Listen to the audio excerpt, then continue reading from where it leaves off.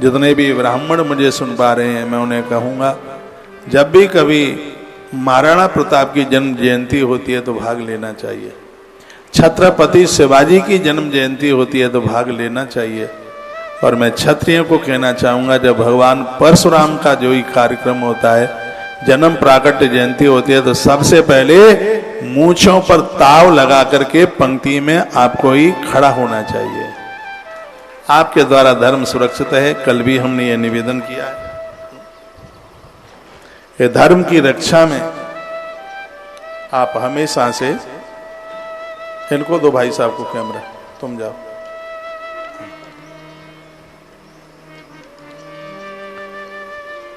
धर्म की रक्षा में क्षत्रियों का योगदान हमेशा से रहा है और संस्कार देने में ब्रह्मत्व बहुत आगे रहा।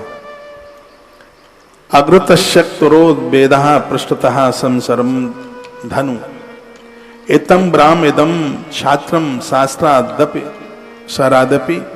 चारों वेदों की ज्ञान मूर्ति, पीठ पर धनुष बाण, हाथ में फरसा तोड़ीर बंधी हुई, ऐसे भगवान परशुराम के पास ज्ञान, वेद की ऋचाएं, ये सब कुछ स्वयं ही चल करके आ गए।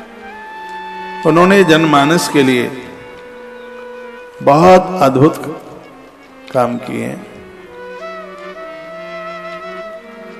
और ये बात सुन करके आपको इतना अच्छा लगेगा, इतना बढ़िया लगेगा, जैसा कि स्कंद पुराण के अंतर्गत लिखा गया कि 1 करोड़ सिंहों में जितनी ताकत थी, उतनी ताकत अकेले भगवान परशुराम के अंदर थी। 1 करोड़ शेर सिंह, 1 करोड़ सिंहों में, इसका बयान स्वयं भगवान महादेव ने प्रकट होकर दिया। स्वयं भगवान इसके साक्षी हैं। शंकर जी ने कहा कि 1 करोड़ शेरों में जितनी ताकत, उतनी ताकत श्री परशुराम में। कि भगवान शंकर ने गणेश जी को बात बताई थी। एक दंत जब हुए गणपति तो वो बहुत क्रोधित हो गए थे गणपति, और मारने को दौड़ रहे थे परशुराम को। तो भोलेनाथ ने कहा, ये तो नहीं मरेगा, ये चिरंजीवी है, वरदान मेरा है। गणपति तू मेरा बेटा है और बहुत तेरे पास ताकत है, लेकिन इस जमदग्नि के लाल में उतनी ताकत है जितना तू सोच भी नहीं सकता। तो गणपति ने पूछा कितनी ताकत है? तो भगवान शंकर ने कहा 1 करोड़ सिंहों में जितनी ताकत है, उतनी अकेले परशुराम में उतनी ताकत है शक्ति। इनका तो ध्यान आवाहन करना ही हमारे लिए बहुत पुण्य की बात है। गणेश जी एक दंत हो गए। एक बार भगवान परशुराम अपने गुरुदेव के दर्शन करने को गए तो दरवाजे पर गणपति ने रोक दिया, कहा रुकिए, मैं अंदर से पूछ के आऊंगा, तब तुम्हें बताऊंगा, तब अंदर जाना। परशुराम भगवान ने कहा वो मेरे गुरु हैं और गुरु के दरबार में शिष्य के लिए कभी कपाट बंद नहीं होता। तो गणपति ने कहा कि मुझे नियुक्त किया गया और मुझे कहा गया कि कोई अंदर ना आवे। मुझे ऐसा तो नहीं कहा गया कि परशुराम आवे तो उसे अंदर आ जाने देना। आपसे मेरी बड़ी प्रीति है, आपसे मेरी बड़ी मित्रता है, भगवान गणेश बोले, लेकिन मैं आपको अंदर तो नहीं जाने दूंगा। वो बात में वो विवाद हो गया, और विवाद वो ऐसा हुआ कि दोनों में झगड़ा हुआ, और ऐसा झगड़ा हुआ कि गणपति ने अपनी शूण में परशुराम जी को बांधकर ऐसा फेंका कि संपूर्ण लोकों का भ्रमण कर रहे थे भगवान परशुराम। ये ग्रंथ में वर्णन है, स्कंद पुराण में भगवान परशुराम की बड़ी महिमा। गणेश पुराण में भी गणेश चरित्र में इस कथा का वर्णन किया गया जो मैं आपको बता रहा हूँ। गणेश जी का नाम जब एक दंत हुआ है, वहां की एक कथा है। तो वहीं से भगवान परशुराम ने फरसा फेंक करके मारा। वो गणेश जी के माथे पर तो नहीं गिरा, लेकिन वो फरसा दांत के ऊपर गिरा, दांत टूट करके नीचे गिर गया। लोहू लहू लुआन गणेश जी हुए, टपक रहा था खून।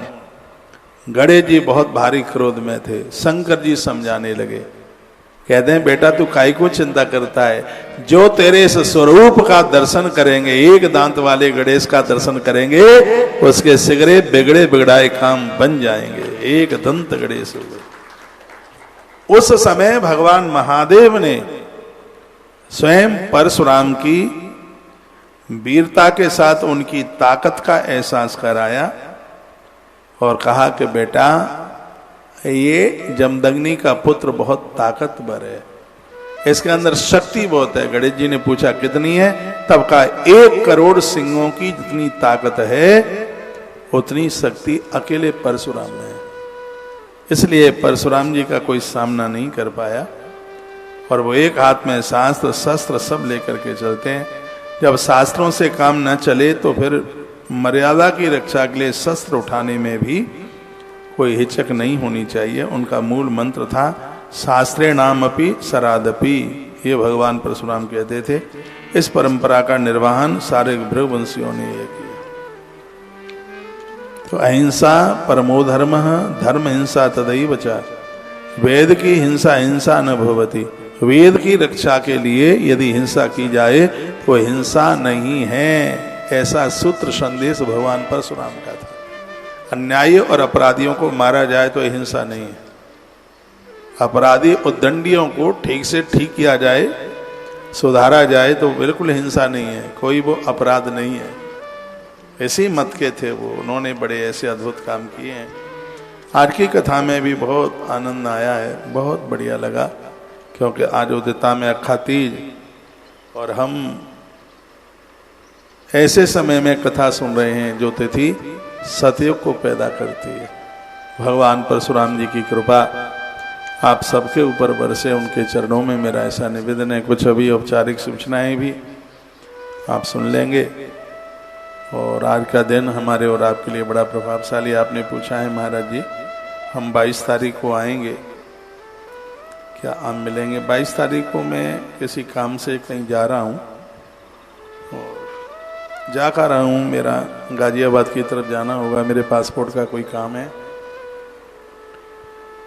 तो 22 तारीख को दोपहर की कथा तो मैं करके ही जाऊंगा और फिर रात्रि को मेरी वापसी भी है। 23 तारीख को मुझे कथा में जाना है, आगरा के पास में कथा है, टेलीविज़न पर उसका एड्रेस चल रहा है। वहाँ के जितने भी जन हैं भक्तजन आप आइए।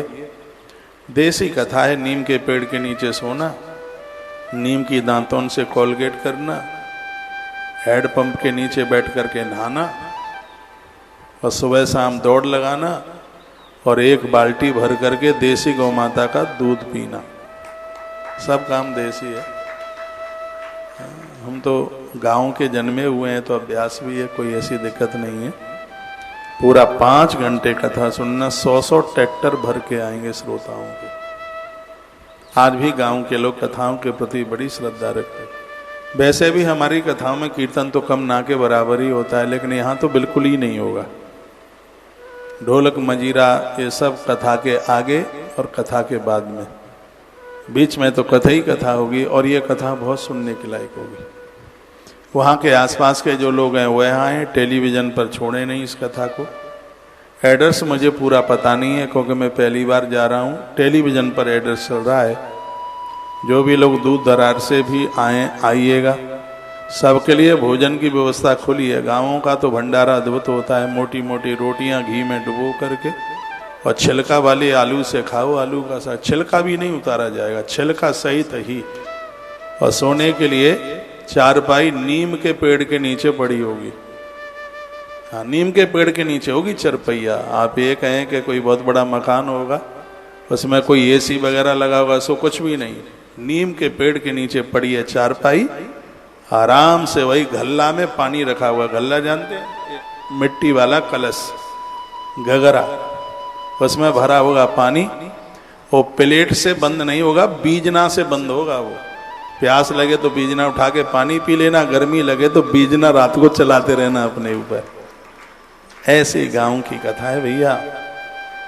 जो लोग आ सकें जरूर आइए।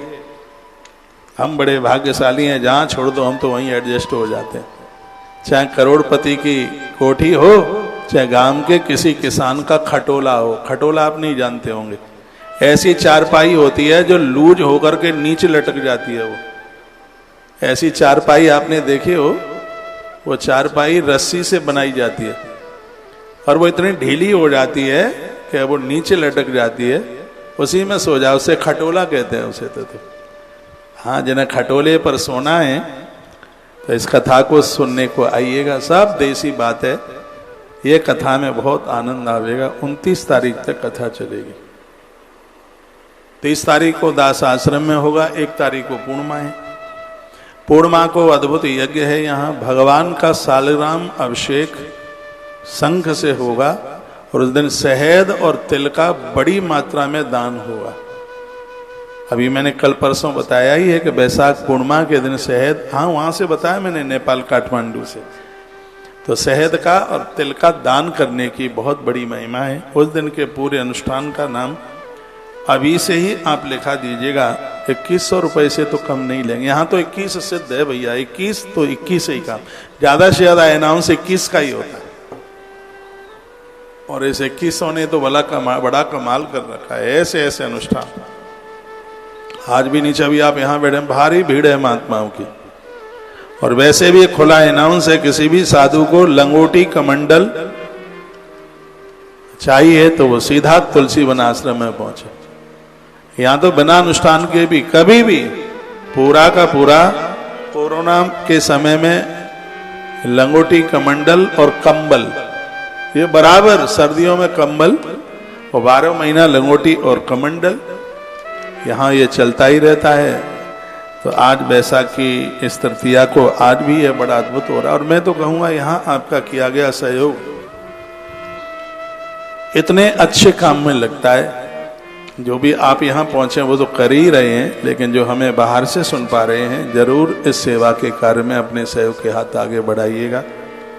और मैं कहूँगा अभी भूसा के गोदाम 50% भी नहीं भरे गए, 30% भरे गए, 30%। आप विश्वास कर लें, 8 लाख रुपया पर डे का भूसा आ रहा है। एक दिन में 8 लाख रुपए की पेमेंट है भूसे की। इतनी गाड़ियां आ रही हैं। हम भगवान की व्यासपीठ पर बैठे हैं, इसमें 1% भी झूठ नहीं है। इतना भूसा पर डे आ रहा है कि प्रत्येक दिन शाम को 8 लाख रुपए की पेमेंट चाहिए। गोदाम भरे जा रहे हैं। तो ये तो तभी तो हो पाएगा कि जब आप सब सहयोग करेंगे।